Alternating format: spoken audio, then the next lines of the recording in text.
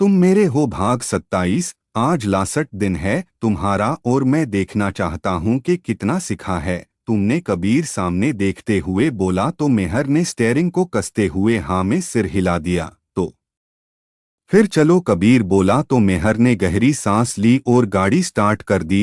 गाड़ी गांव की सड़क पर चल रही थी। वही कबीर पिछले 1 घंटे से बाहर देख रहा था। अब तो उसको तेज गुस्सा आने लगा था। मेहर की तरफ देखकर, वो जो अंकल जी हैं ना, वो जो साइकिल पर जा रहे हैं, वो कम से कम 60 साल के होंगे, और तुम जो इस लेटेस्ट गाड़ी को चला रही हो ना, वो इस समय खटारा लग रही है अंकल जी और उनकी साइकिल के आगे। कबीर मेहर को देखकर गुस्से से बोला, क्यों अंकल? अपनी साइकिल से ही गाड़ी से आगे निकल गए थे। पर मेहर कुछ नहीं बोली, वो बस गाड़ी चलाने पर ही ध्यान दिए हुए थी। तभी कुछ बच्चे खेलते हुए गाड़ी से आगे चले गए तो कबीर जो मेहर को ही देख रहा था। गाड़ी रोको, कबीर मेहर से बोला। तो मेहर ने एकदम से गाड़ी रोक दी। वही कबीर को झटका लगा। उसने सीट बेल्टन ही पहनी थी। तो एक पल को वो मेहर को देखने लगा। बच जा कबीर, वरना मेहर तो तुझे आधा भी ना घर पहुंचाए। कबीर मन ही मन बोला और मेहर को देखकर, क्या बात है मेहर? कबीर अपने गुस्से को दबाते हुए बोला। पर मेहर है कि वो कुछ भी नहीं बोली। मेहर कुछ तो बोलो, कबीर फिर से बोला। मेहर कबीर को देखने लगी तो कबीर उसे जांचती आंखों से देखने लगा। बोलो अब, कबीर बोला। वो आप है ना, तो मुझे डर लग रहा है। मेहर बोली तो पहले तो कबीर उसे देखता रह गया, फिर सिर हिलाकर ठीक है बोला और गाड़ी से निकलकर पीछे की सीट पर बैठ गया। पर पहले सीट बेल्ट ही लगा ली। अब चलो देखते हैं कितना डर लगता है तुम्हें, कबीर बोला। तो मेहर ने एक बार कबीर को देखा और फिर से गाड़ी चला दी। इस बार मेहर ने गाड़ी चला दी और स्पीड फिर से वही थी। कबीर ने खुद का गुस्सा कंट्रोल किया और चुपचाप बैठा रहा। वैसे मेहर, तुम अगर इसी चाल से चली ना, तो हम 2 दिन में एक चक्कर तो पूरा कर ही लेंगे, कबीर बोला। तो मेहर ने हाँ में सिर हिला दिया। वैसे तुम्हें पता भी है मैं क्या बोल रहा हूँ, कबीर फिर से बोला। तो मेहर ने फिर से हाँ में सिर हिला दिया। कबीर ने मेहर को गौर से देखा। कुछ नहीं हो सकता, कबीर बोला। फिर अपना फोन निकाल लिया और उस पर कुछ करने लगा। तभी मेहर ने गाड़ी को ब्रेक लगा दी। कबीर ने देखा तो गाड़ी एक मॉल के सामने रुकी थी और फिर मेहर को देखने लगा। फिर उसने ध्यान दिया कि मेहर ने तो उसे जल्दी ही पहुंचा दिया, मतलब कि जिस स्पीड से वो पहले चल रही थी उससे तो अगले 1 घंटे में ही पहुंचते, पर वो तो पहले ही पहुंच गए। कबीर सोच ही रहा था। तभी मेहर की आवाज उसके कानों में पड़ी। वो आपने ही कहा था ना सर के आपको कुछ खरीदना है? मेहर बोली। हाँ मैंने कहा था, पर यहाँ तक मुझे पता है तुम यहाँ पर नहीं हो, तो तुम्हें कैसे पता कि यहाँ पर मॉल है? कबीर बोला। तो मेहर जैसे कुछ बोलने ही वाली थी, पर शब्द मुंह में ही रह गए। वो चक्कर काट रही थी ना, तो दिख गया, मेहर बोली। कबीर मेहर को ही देख रहा था। पर ये मॉल दूसरी तरफ पड़ता है और यहाँ पर भीड़ भी बहुत है। ये सोचते ही कबीर जल्दी से उतरा और गाड़ी को देखने लगा, पर एक भी खरोच नहीं आई थी। अक्सर कबीर जब भी इस रास्ते आता तो वो हमेशा ही अपनी गाड़ी को एक आधी खरोच लगा ही देता, पर मेहर ने बहुत ही संभाल कर चलाई थी। कबीर मन ही मन खुश हुआ। तो वही मेहर अभी भी ड्राइविंग सीट पर बैठी कबीर को ही देख रही थी। उसे लगा कि आज तो अच्छी खासी सुनाएगा कबीर उसे। बाहर आओगी कि मैं निकालूं? कबीर की आवाज मेहर के कान में गई तो मेहर जल्दी से बाहर आ गई। लॉक करो और चलो, कबीर बोला। तो मेहर ने भी वैसा ही किया। उसने गाड़ी को जल्दी से लॉक कर दिए और कबीर के पीछे पीछे चल दी। वही उस मॉल के ऑनर को जैसे ही पता चला कि उसके मॉल में कबीर चौहान आया है, तो वो जल्दी से अपने सारे काम छोड़कर उसी तरफ चल पड़ा। इस समय कबीर अपने लिए कुछ शर्ट देख रहा था। वहीं मेहर उसके साथ खड़ी थी। वो हर शर्ट को देखने से पहले मेहर से जरूर पूछता, पर वही मेहर का रिएक्शन कुछ खास नहीं होता। अरे आप यहाँ, ऑनर आते हुए बोला। तो वही सब लोग जो आस पास खड़े थे सब लोग कबीर को देखने लगे। लगता है आपको पता चल गया। कबीर हाथ मिलाते हुए बोला। कैसी बात करते हो आप, आसपास के इलाके में बस आपके ही तो चर्चे रहते हैं। ऑनर बोला और साथ ही ऑनर पास खड़ी मेहर को देखना लगा। लोगों को पता था कि कबीर की शादी हो गई है, पर किससे ये बहुत कम को ही पता था। कबीर ऑनर को देखकर मेहर को देखने लगा और फिर मुस्कुराकर मेहर को कमर से पकड़कर अपने पास करते हुए, Mr Mukherjee, meet my wife Mehar. Mehar Chauhan Kabir Mehar को डोट देखते हुए बोला तो वही मेहर हैरानी से कबीर को देखने लगी और फिर सामने देखकर नमस्ते करा। पता तो था कि आपकी शादी हो गई है, सुना भी था कि मिसेस चौहान खूबसूरत है, पर ये तो बहुत खूबसूरत है। मिस्टर मुखर्जी मेहर को देखकर बोले। वही कबीर उसे घूरते हुए, वे हमें कुछ पसंद नहीं आया है तो चलते हैं, कबीर बोला और मेहर का हाथ पकड़कर बाहर की ओर चलने लगा। वही मिस्टर मुखर्जी बस उसे जाते हुए ही देखता रह गया। मैंने कुछ गलत तो नहीं कहा, वो खुद से बोला। कबीर मेहर का हाथ पकड़े बाहर की तरफ आ रहा था कि तभी उस बड़ी सी गैलरी में से एक बच्चा भागते हुए आया और मेहर से टकरा गया और गिर गया। मेहर ने जल्दी से उसे उठाया और उसके कपड़े साफ करने लगी। कहीं चोट तो नहीं लगी ना आपको, मेहर कपड़े साफ करते हुए बोली। तो वही वो बच्चा मेहर को देख रहा था। भुआ, वो बच्चा मेहर को देखकर बोला। मेहर ने ये सुना तो उसका चेहरा देखने लगी। तभी पीछे से आयान बोलते हुए एक आदमी आया। आयान, मेहर ने उस लड़के को देखकर कहा। वही कबीर जो मेहर को ही देख रहा था। वो हैरान रह गया और पीछे से आ रही आवाज को देखने लगा। भुआ, आप कहाँ थी? पता है मैंने आपको कितना मिस किया, वो लड़का मेहर के गालों को छूकर बोला। तो वही मेहर बैठी हुई बस उसे ही देख रही थी। आयान, आप किसके साथ आए हो? मेहर ने पूछा। तो आयान ने मेहर के पीछे की तरफ हाथ उठाकर पापा के साथ, वो बोला। आयान, किस से बात कर रहे हो? पीछे खड़े आदमी ने कहा। तो मेहर की आंखों से आंसू बह निकले। पापा देखो कौन मिला हमें, आयान बोला और मेहर को देखने लगा जो अभी भी बैठी हुई थी और पीठ उस आदमी की तरफ थी। वो आदमी आगे आया। कोने और किसे तुम भुआ बोल रहे हो? वो बोला और आयान के पास आकर खड़ा हो गया। जैसे ही उसने मेहर को देखा तो एक पल के लिए वो भी हैरान रह गया। उसके हाथ में पकड़े बैग गिर गए। ममम मेहर, उसने हल्की सी आवाज में कहा। तो मेहर जल्दी से खड़ी हो गई और अपने आंसू साफ करते हुए कबीर को देखने लगी जो उसे ही हैरान सा देख रहा था। वो बिना उसे कुछ कहे जाने लगी। तो जल्दी से वो बच्चा आयान मेहर का हाथ पकड़कर, भुआ क्या हुआ? आप मुझसे नाराज हो क्या? आपने कहा था ना कि आप कभी भी मुझे छोड़कर नहीं जाएगी, पर फिर भी आप चली गई और अब मिल रही है तो फिर से जा रही है। आयान बोला। तुम्हें कोई गलतफहमी हुई है, मैं तुम्हारी भुआ नहीं हूँ। मेहर वैसे ही बोली पर आंसू बहे जा रहे थे।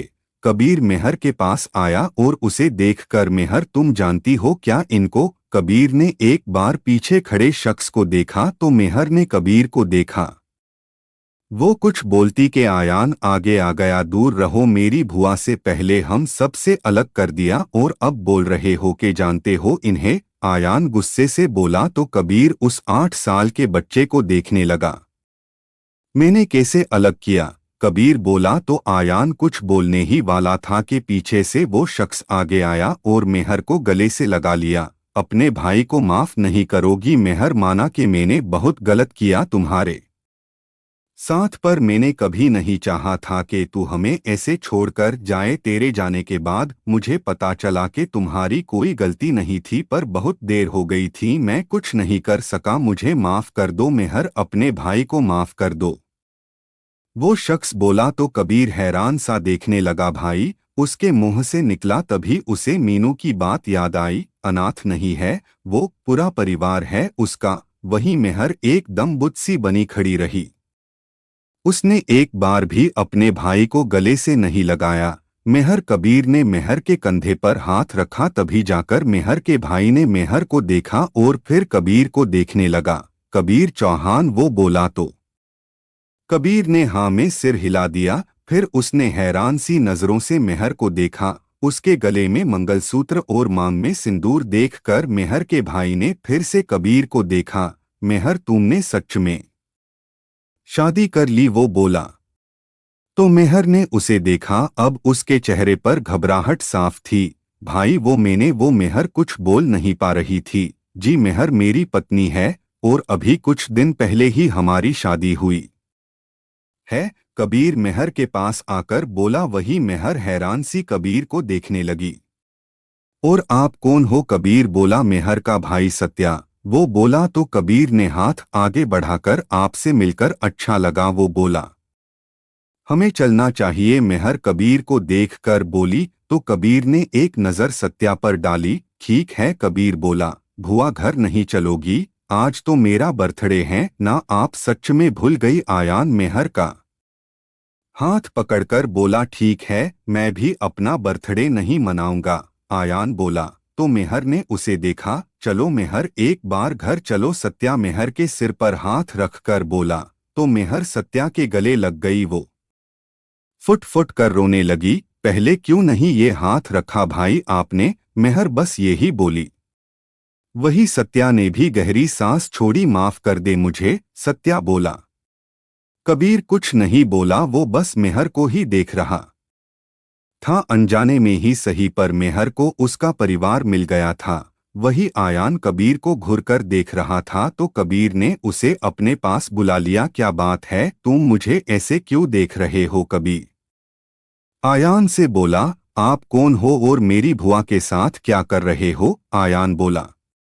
आपकी भुआ और मेरी शादी हो गई है, तो मैं आपका क्या लगा? कबीर बोला। तो आयान सोचते हुए, फुफा लगे आप मेरे? तो कबीर अजीब सा मुंह बनाकर, फुफा कुछ ज्यादा पुराना नहीं हो गया? चलो आप मुझे ना बड़ी बुलाना। ठीक है, कबीर बोला। तो आयान ने भी हाँ में सिर हिला दिया। वहीं मेहर और सत्या दोनों भाई बहन एक दूसरे के गले लगे हुए आंखों से ही गिले शिकवे दूर कर रहे थे। मेहर ने कबीर को देखा तो कबीर ने सिर हाँ में हिला दिया। मेहर के चेहरे पर एक खुशी आ गई। चेहरा चमक रहा था जिसे कबीर ने बहुत ध्यान से देखा था। वही आयान मेहर का हाथ पकड़कर खड़ा था, जैसे वो फिर से उसे छोड़कर चली जाएगी। अच्छा, तो बड़ी आपका बर्थडे है ना, तो आप कुछ खरीदेंगे नहीं? कबीर ने आयान से कहा। तो आयान ने हाँ में सिर हिला दिया। तो चलो हम टॉय शॉप पर चलते हैं, कबीर बोला। तो आयान मेहर का हाथ पकड़कर उसे ले जाने लगा। वहीं मेहर उसके साथ चली जा रही थी। कबीर और सत्या वही थे। तो सत्या ने आगे बढ़कर अपने लिफाफे उठाए। कबीर भी उसके पास आ गया। चले, कबीर बोला। तो सत्या ने हाँ में सिर हिला दिया। दोनों ही कुछ नहीं बोल रहे थे। कबीर तो बस मेहर को देख रहा था, जो आयान के साथ खुश नजर आ रही थी और उसकी हर बात मान रही थी। वही सत्या के चेहरे पर परेशानी थी। देखो पापा, भुआ ने कितने सारे खिलौने लेकर दिए हैं। आयान शॉपिंग ट्रॉली को डोट देखते हुए बोला। बस आयान, बहुत हुआ, एक लो और बाकी सब रखो, सत्या बोला।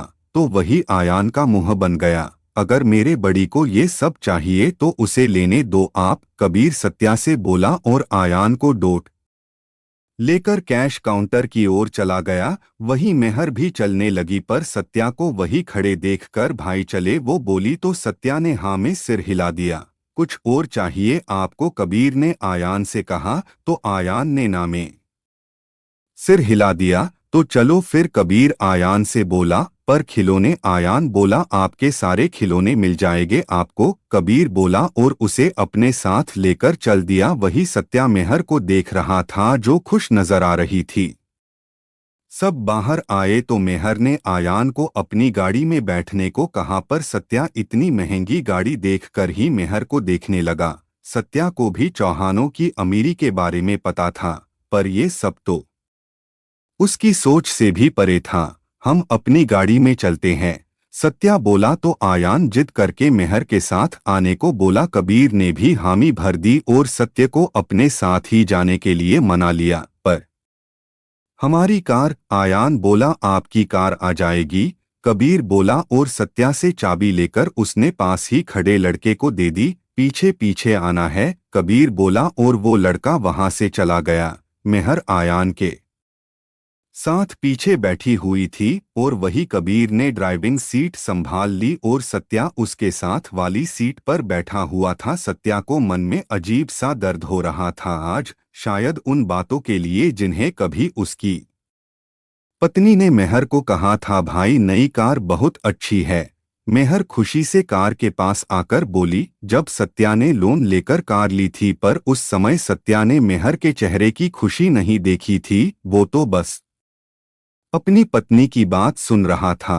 हाँ मेहर, हम लोग ना तेरी भाभी के घर जा रहे हैं, तो जा कुछ बना दे। सत्या ने बस यही कहा था मेहर से। वही मेहर कार को देख रही थी। अच्छा भाई, मुझे भी एक राइड चाहिए। आप आयान को लेकर जा रहे हो, मुझे भी ले चलो। मेहर ने अपने भाई की बात को अनसुना करके कहा था। ना तुम्हारी इतनी हैसियत नहीं है इस कार में बैठने की, जा जाकर कुछ बना, भाभी ने वहां आते हुए कहा था। तो मेहर ने आस भरी नजर से भाई को देखा। 20 साल की हो गई है, बच्चों जैसे क्यों कर रही है, भाई ने आयान को पीछे बैठाते हुए कहा था और खुद गाड़ी चलाकर आयान के साथ चले गए थे।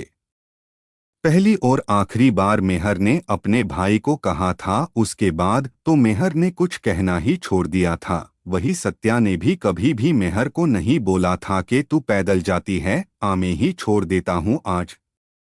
सत्या बस अफसोस ही कर सकता था कि उसने अपनी ही बहन को ये सब कहा था, पर मेहर तो बस आयान के साथ खुश थी। उसे तो जैसे कुछ याद ही नहीं था। वही कबीर सत्या के चेहरे पर आते जाते भाव देख रहा था। उसे बस अब जानना था कि आखिर वो कौन सी बात थी जिसके चलते मेहर के परिवार ने उसे ढूंढने की कोशिश नहीं की थी और मेहर ने भी उनके पास जाने की कोशिश नहीं की। मेहर का गांव भी कुछ 20 मिनट बाद आ गया था, पर कबीर की कार घर के आगे नहीं जा सकती थी। आगे गली में टेंट लगे हुए थे, तो सत्या के कहने पर ही कबीर ने कार को पीछे लगा दिया था। वहीं मेहर के चेहरे पर अब अजीब सा डर आ गया था, जिसे वो अपनी मुस्कान के पीछे छुपाने की कोशिश कर रही थी।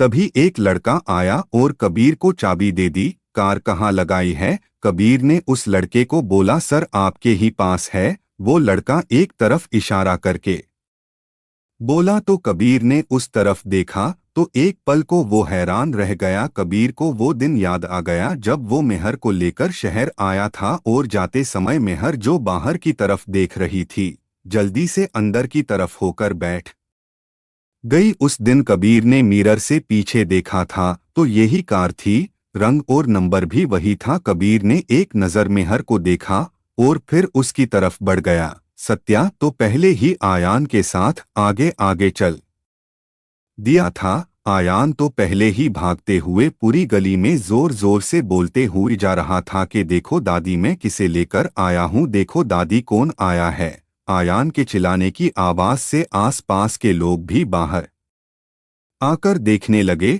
आयान, क्या हुआ है? एक पड़ोस की आंटी आयान से बोली। अरे आंटी, मेरी भुआ आई है। आयान बोला तो वो आंटी हैरानगी से उसे ही देखने लगी। तभी पीछे से सत्या और उसकी पीछे चले आ रहे कबीर और उसके साथ मेहर को देखकर सब लोगों के मुंह खुले रह गए। वही कबीर ने मेहर का हाथ पकड़ा हुआ था और कबीर की रौबदार शख्सियत को देखकर सबकी आंखें फटी हुई थी। वही दबी हुई आवाज में बातें भी होने लगी थी।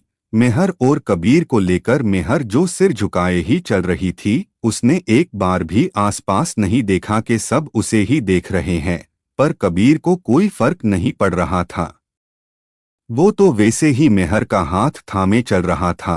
जैसे ही घर आया तो सत्या ने कबीर और मेहर को वही रुकने का बोल दिया था और अंदर जाकर मां को लेकर आ गया जो व्हील चेयर पर थी। आयान ने उनको आते ही बताया था, पर उनको कुछ भी समझ नहीं आ रहा था। पर जैसे ही मां ने मेहर को देखा तो वो भी हैरान रह गई। मम्मी देखो ना कौन आया है, सत्या ने कहा और मेहर को देखने लगा। वही मेहर अपनी मम्मी को देख रही थी और मम्मी की आंखें भीग गई। वही भाभी को जब पता चला तो वो भी दरवाजे पर आ गई और सामने मेहर को देखकर अजीब सी शक्ल बनाने लगी। मेहर, मम्मी ने कहा तो मेहर ने उनको देखा। दोनों ही माँ बेटी की आंखें भीगी हुई थी।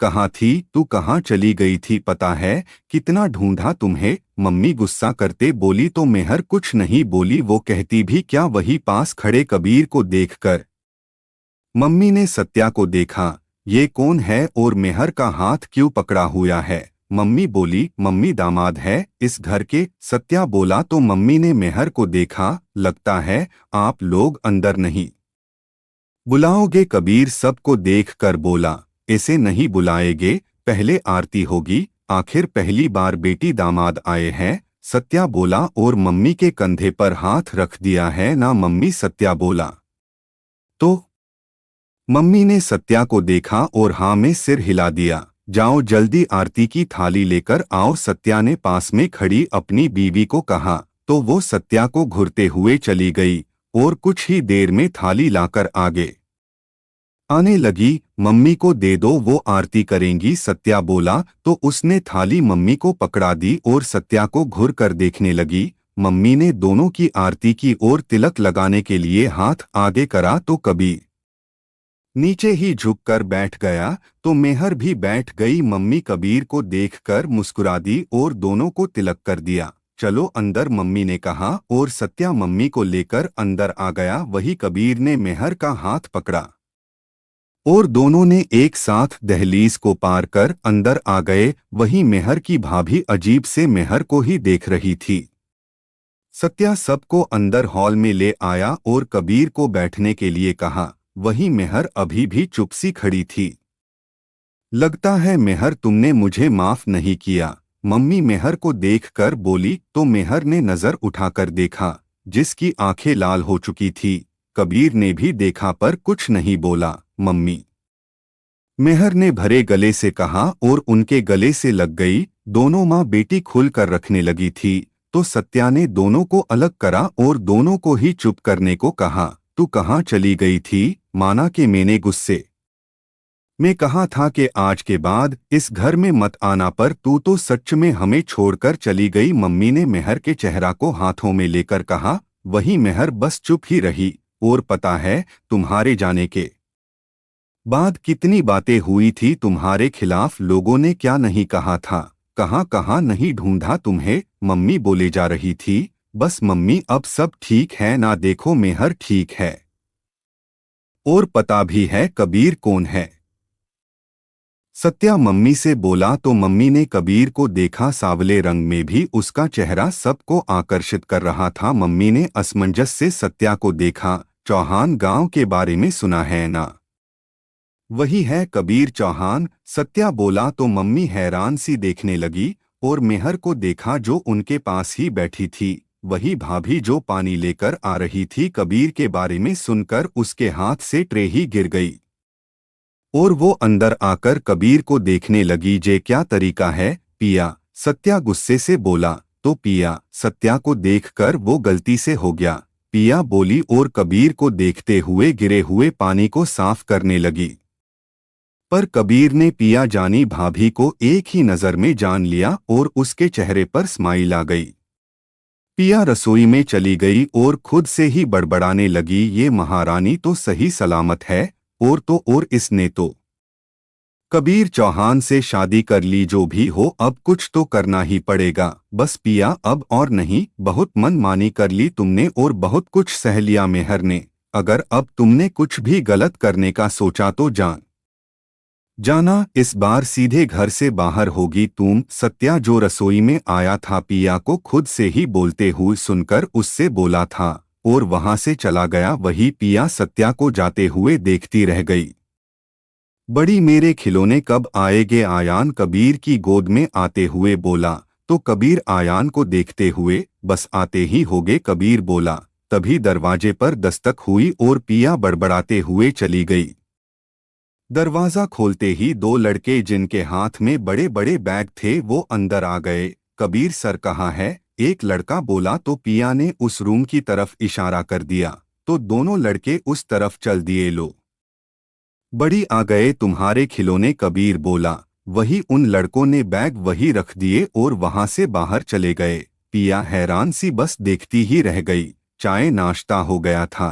मेहर अभी भी अपनी मम्मी के पास ही बैठी थी और कबीर सत्या के साथ बातें कर रहा था, तो बातों में ही पता चला कि ये घर उनका पुश्तैनी घर है जो दोनों भाई बहन के नाम पर है। सत्या के दादा आखिरी समय में ये घर सत्या और मेहर के नाम कर गए थे, तो वही पिया तो बस आयान के खिलौने देख रही थी। आयान का एक खिलौना तो पिया की साड़ी से भी महंगा लग रहा था और बार बार वो मेहर के गले में पड़े उस छोटे से मंगलसूत्र को देख रही थी जो बहुत शाइन कर रहा था। मेहर के हाथों में गोल्ड की चूड़ियां थी, पैरों की पायल भी कुछ कम नहीं थी, और जो अनारकली सूट मेहर ने पहन रखा था वो तो पूछो ही मत।